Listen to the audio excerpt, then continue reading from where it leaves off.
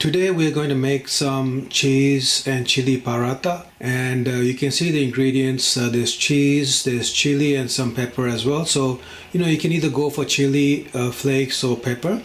You can use those, or you can skip it altogether and just go with cheese, or you can just go with plain paratha if you want. So you can see the paratha in front of you. The one on the left I have already defrosted, so that was taken up because these paratha, these are from the Indian grocery store.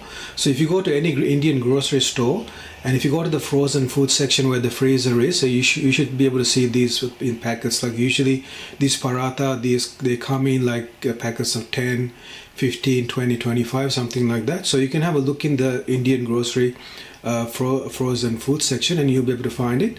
And so basically one I have already defrosted. It took about 1 hour. So you basically take it out of the packaging, you put it on a plate, or even better still, I put it straight away on the pan. But just for today I just put it on the plate. But it's actually easier to put it straight into the pan and keep it on the pan, because if you're going to fry it, might as well keep it in the pan and let it defrost there, and you can fry it straight from there. But just today, I had put it on the plate. So you can see that the defrosted one on the plate, and on top of that there's one that's been taken straight out of the freezer. So you can compare and you can see the difference between the frozen one and the defrosted one. So the one on the top is the frozen one, and one on the bottom of the plate is the defrosted paratha on the left plate. And on the right plate, as I mentioned before, there's cheese, so you can use any cheese you want. You can either go with pepper powder, or you can go with chili flakes. You can use either just to give a bit of a kick, to the paratha when you make it, rather than keeping it plain. And you can, if you're not into hot food, then you can skip the pepper and the chili altogether, and then you can go with just the cheese. And if you want, you can skip the cheese as well, and then you end up with a plain paratha. So we're just going to be using like a small fry pan for this cook, because the paratha will fit into this pan very easily. There won't be any issues. And you can have a look, you can see there's some oil and some things on the pan, because I did some cooking on it just before. I'm not going to wash it, I'm just going to use it straight away like as it is, so I can reuse that oil and the flavors from the cook before, and that'll come through in this one. So when I cook the paratha in this pan, it'll get the flavors from the previous cook into the paratha. So that's why I didn't wash it. So it's like a bit of a tip, something you can do. And usually what I do is, like, sometimes I leave the fry pan, I don't wash it up, I leave it inside the microwave, and then I use it the next day as well. So it's something you can do as well. If you want to reuse like the oil, I mean, it's quite safe because it's fresh oil. There's nothing wrong with the oil, so you just cook something with it once, and then you let it cool down, and then you can keep it somewhere like inside the oven or inside the microwave, and you can use it the next day. So that's a bit of a tip, something that I do. I'm going to be using a gas cooktop for this cook, and let's have a look at the gas burners that are available on this cooktop. So you can see there's a small burner. There's 2 medium burners and a large burner. So the small one, you use it for small cooks. With any small pan or small frying pan, you can use it for small cooks, the small burner. And the medium ones you use for medium cooking, and the large one for large ones. So let's put the flames on and have a look at these burners.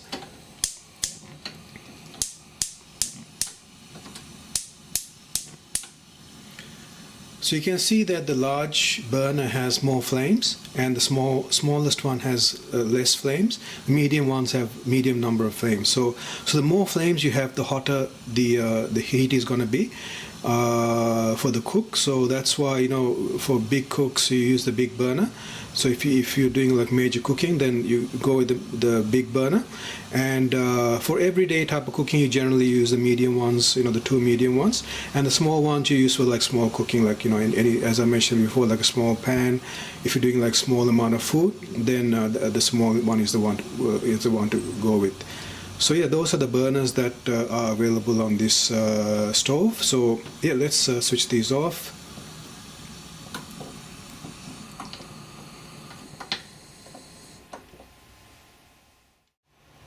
So let's get the pan warmed up. So as I mentioned before, I have done some cooking with it just before, and it's got oil from that which we can use for this cook as well. So let's get it warmed up.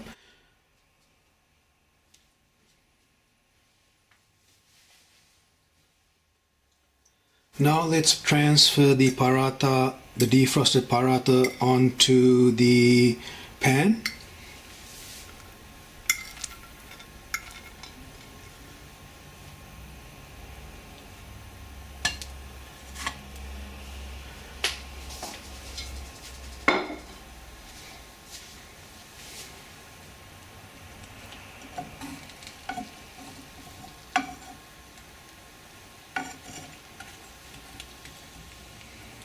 I don't want to move it too much because these paratha, once they defrost, they become very like stretchy, stretchy, and they can break easily if you move it around too much. So I don't want to move it around too much.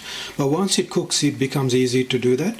So yeah, let's get it cooked, and then we can start the next process once it's cooked.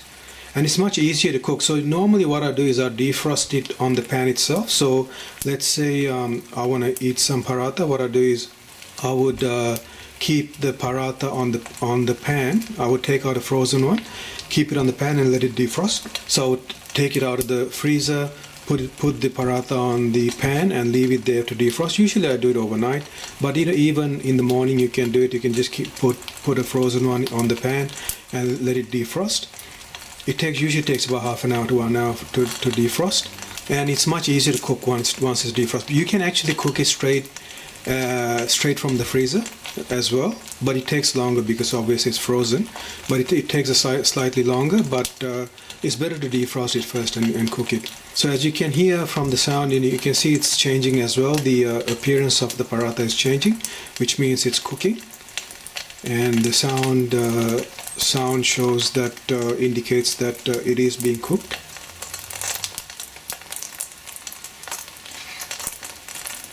So let's give it a flip.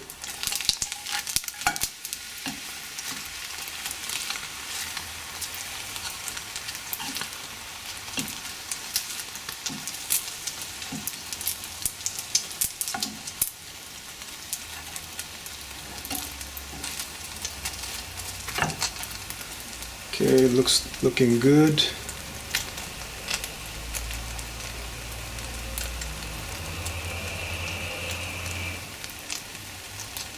This should be cooked quite quickly actually.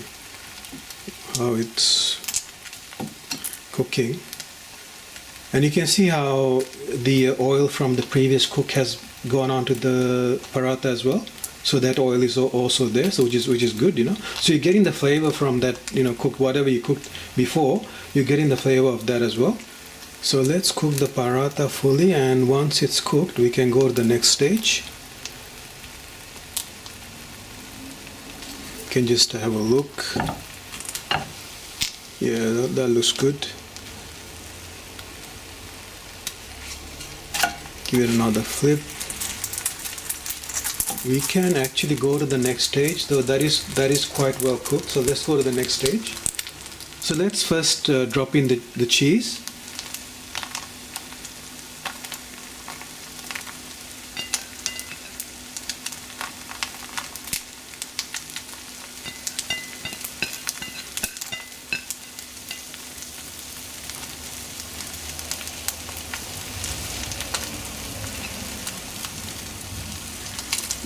Kind of move that around a bit.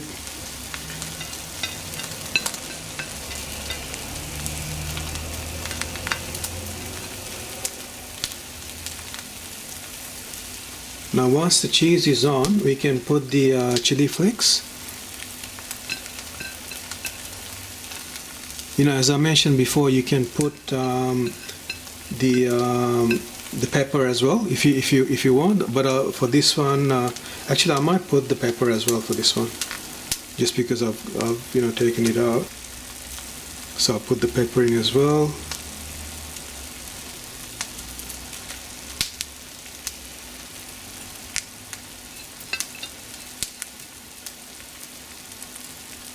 Okay, so that's it. So now what we have to do is we turn off the heat, and we leave it. This is like a technique that I use. It's called residual heat, using residual heat. So what you do is you cook the paratha fully with the active heat, and then when the both sides are cooked, you put your ingredients, whatever it is, like cheese or chili flakes or whatever it is, pepper, whatever ingredients you have, put it, and then you turn off the flame, and then it keeps cooking. The cheese and the other ingredients like the pepper and the chili flakes, they will keep cooking from the residual heat of the pan. So it's not using the flame, it's using the residual heat, because we have switched off. Now we have switched off the flame, so it's using just the heat that is in the pan, which is why it's called residual heat.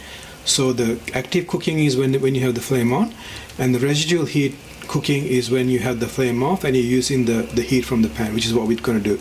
So now it'll keep cooking, and the cheese will cook, and we just got to leave it for about 5 minutes, and it'll be completely cooked in about 5 minutes using the residual heat. So let's check back in about 5 minutes. So it's been 5 minutes, and you can see the cheese has been cooked, and the chili flakes should also be heated up as well nicely, and the pepper should be nicely heated up as well.